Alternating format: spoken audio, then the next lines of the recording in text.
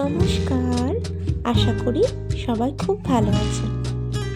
সবাইকে আমার চ্যানেলে আরেকবার স্বাগত জানাই।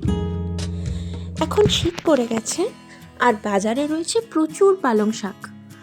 তাই আজকে আমি নিয়ে চলে এসেছি পালং শাকের একটা রেসিপি, কিন্তু নিরামিষ, অর্থাৎ পনির দিয়ে। পালং পনির আশা করছি সবাই খেতে খুব ভালোবাসেন।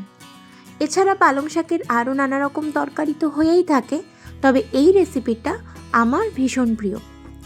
এটা বানানোর জন্য প্রথমে আমি পালং শাকগুলো পরিষ্কার করে কেটে নিলাম। এরপর এগুলো 2 মিনিটের জন্য ব্লাঞ্চ করতে হবে, অর্থাৎ ফুটন্ত জলে 2 মিনিট দিয়ে তারপর সেগুলো আমি তুলে নিয়ে ঠান্ডা জলে দিয়ে দেব। এতে যেটা হবে, পালং শাকের সুন্দর সবুজ কালারটা বজায় থাকবে। এখন আমি পনিরটা তৈরি করে নিই। পনিরগুলো চৌকো চৌকো করে কেটে নিচ্ছি, একটু বড় টুকরোতেই কাটবো। এবার এগুলো একটু হলুদ আর নুন দিয়ে ম্যারিনেট করে নেব।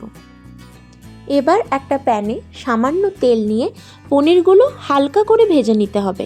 খুব বেশি ভাজলে হবে না, তাহলে পনিরগুলো শক্ত হয়ে যাবে। পনিরে আমি খুব বেশি হলুদ দিইনি, যাতে পালং পনিরের ওই সুন্দর সবুজ রঙটা হলুদের সাথে মিশে গিয়ে নষ্ট না হয়।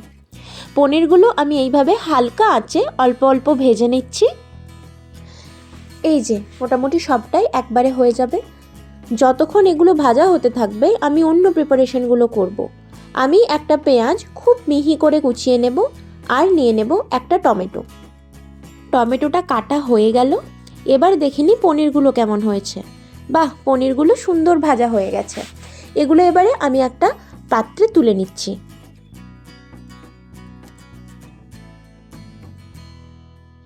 এতে যে অবশিষ্ট তেলটুকু আছে তাতেই আমি পেঁয়াজগুলো ভেজে নেব। এতে আর আমি তেল ব্যবহার করব না। পেঁয়াজটা অল্প একটু ট্রান্সপারেন্ট হয়ে এলে তাতে আমি একটু আদা রসুন বাটা দেব এবং সেটা ভালো করে আবার ভেজে নেব। ভালো করে নেড়েচেড়ে এই মশলাটা ভাজা পেঁয়াজের সাথে মিশিয়ে একটু কষিয়ে নিতে হবে, যাতে কাঁচা মশলার গন্ধটা চলে যায়। 2-3 মিনিট করলেই এটা হয়ে যাবে।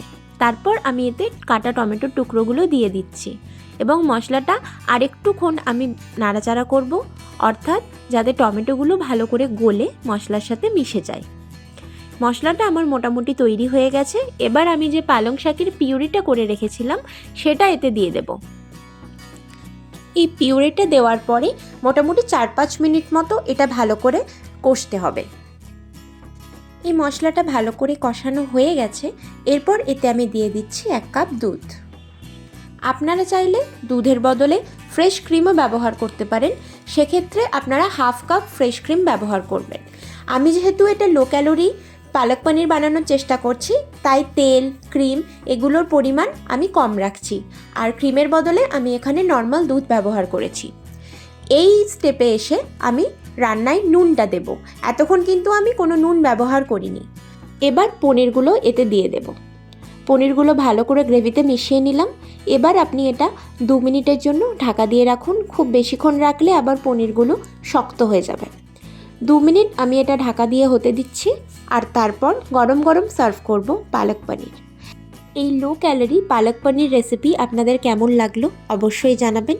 আর এতক্ষণ আমার সাথে থাকার জন্য আপনাকে অনেক ধন্যবাদ।